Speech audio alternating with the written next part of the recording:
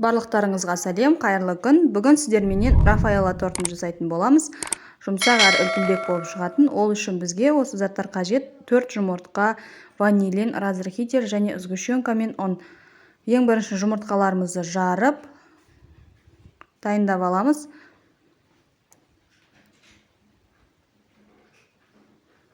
Барлығын миксерменен көпіргенше қатты араластырып, осылай көпіргенін күтетін боламыз. Бізге 4 жұмыртқа және 600 мг сгущенка керек болады. Сгущенканы аз-аздан қосып отырып, екеуін бірге араластырамыз. Жақсылап араластырып аламыз және ұнымызды алдын ала үккіштен өткізіп, қопсытқышымыз бен ванилинімізді араластырып дайындап аламыз. Және ұнды бірден көп мөлшерде қосуға болмайды, себебі піскеннен кейін корждарымыз көтерілмей қалуы мүмкін. Сондықтан ұнды да аз-аздан қосамыз. Бізде осындай болу керек массасы: қатты қою емес, қатты сұйық емес. Осыны мен 3-ке бөліп алдым. Бірінші пергаментке өздеріңіздің қалаған формаларыңызды сызып дайындап аласыздар және соның бетіне 3-ке немесе 4-ке бөліп пісіріп аласыздар. Әр духовка әртүрлі болғандықтан менде 10-15 минут пісті 180 градуста.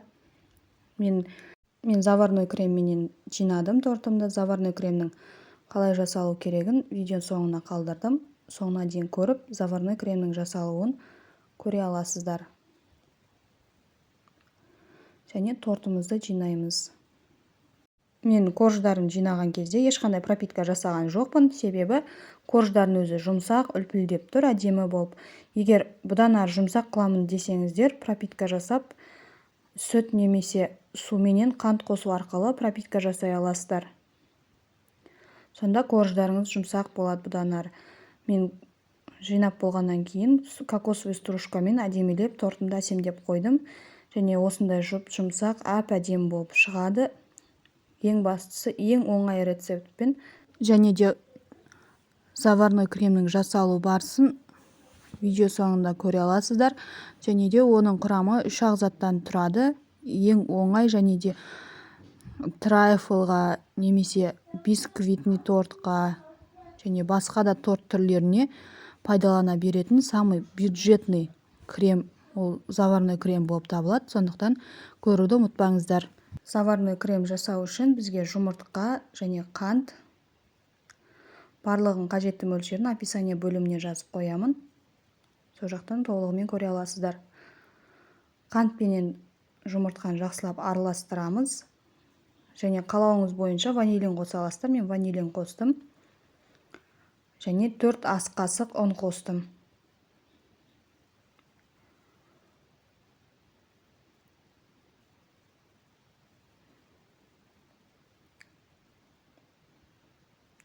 Мен крем көбірек болу үшін 1 литр сүтке жасадым. Сіздер 800 немесе 600 мг сүтке жасай аласыздар. Өздеріңіздің торттарыңыздың мөлшеріне қарай. Мен үлкен торт жасағаннан кейін көбірек крем жасадым. Жақсылап араластырамыз сүтімізді қосып. Және ортасында комошықтар қалып қалмау керек ұндары.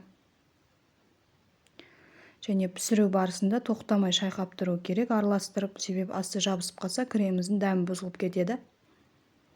Асты күйіп кетпес үшін асты қалыңырақ ыдыс таңдағандарыңыз дұрыс. Және қайнау барысында осылай қоюланады. Қоюланған кремімізді тез суу үшін пластмасса ыдысқа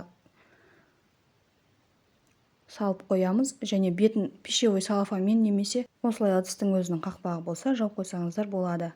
Және толық суығанын күтеміз. Толық суыған кремімізге бөлме температурасындағы сары майды, маргаринді қосып миксермен жақсылап араластырып аламыз. Бұл кремді неше түрлі торттарға және бисквиттерге қолдансаңыздар болады.